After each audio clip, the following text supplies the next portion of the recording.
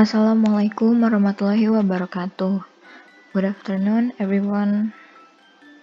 Semoga teman-teman sekalian dalam keadaan baik dan sehat, serta selalu dalam perlindungan Allah Subhanahu wa Ta'ala.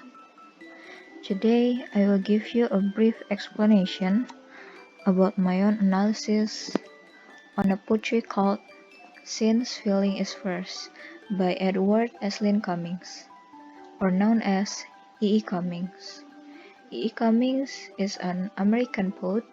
He has wrote several poets, several essays, several novels, and this is one of his famous poet. It's called Since Feeling is First. And now we are going to see the whole text, and I will read it for you so you can immerse the meaning behind this poetry. Since feelings is first, who pays any attention to the syntax of things will never wholly kiss you. Wholly to be a fool, while spring is in the wool. My blood approves, and kisses are a better fate than wisdom. Lady, I swear by all flowers, don't cry.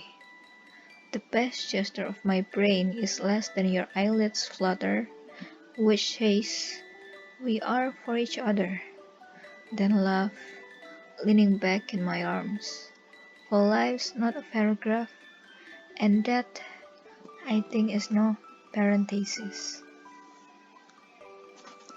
I have read the whole text, and usually a poetry have the literary device, or we known as element of poetry.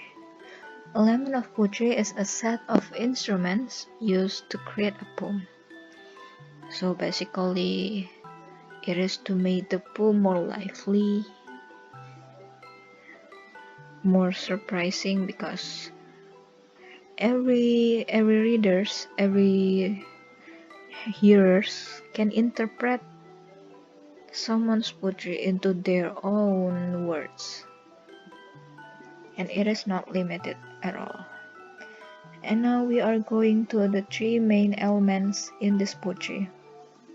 The first one is them. In my opinion, the theme of this poetry is the passion of love, because this poem tells us about the writer's love for a woman. E. Cummings is a poet.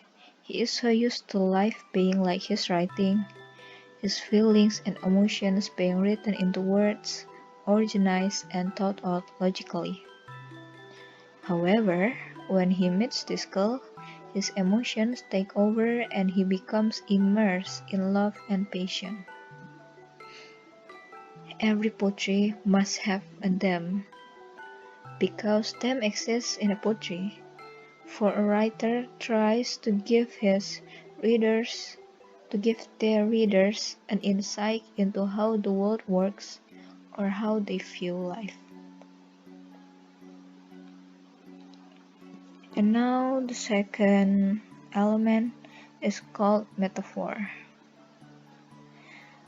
Actually, there are several metaphors in this poetry, but I only put these two interesting lines. For life's not a paragraph, and that, I think, is no parenthesis. These lines describe how precious life is, that you cannot capture it in your handwritten book, and that is a period, no afterthought, and a complete stop of the story. Both lines describe the importance of life and the finality of death. Every poetry doesn't always have a metaphor, but the function of metaphor in this poetry, besides being as a figure of speech, it also helps convey the actual meaning behind it.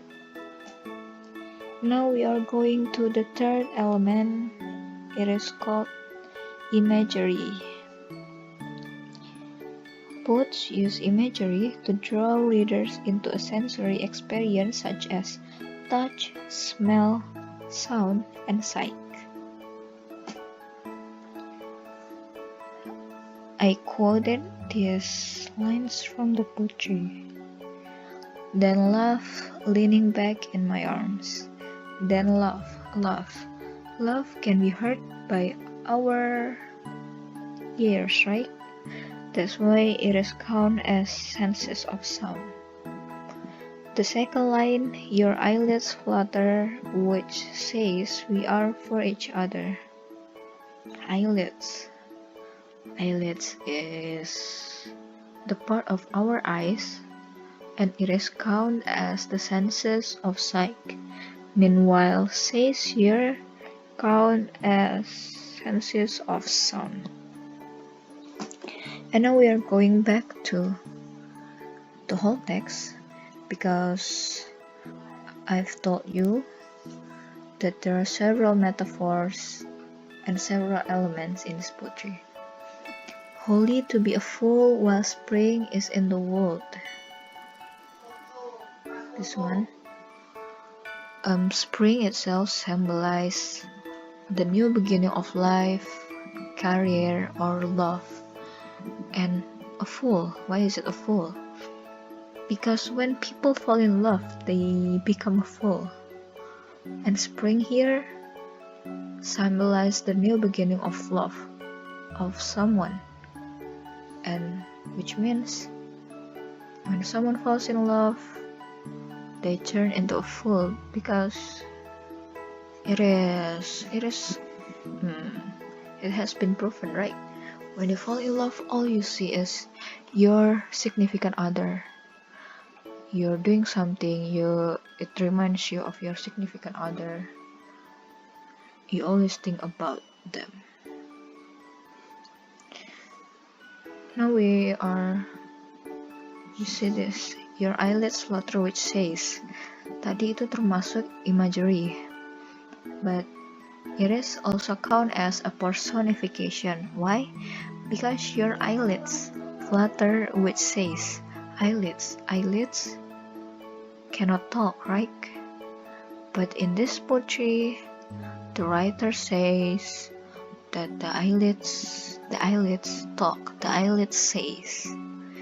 That's why it is called a personification, because a personification is basically when the poet gave a thing, a non-human thing, a human behavior. I think that's all from my short explanation. I'm sorry if I made any mistake or I stutter a lot. I hope you understand. And please everyone, take care of yourself.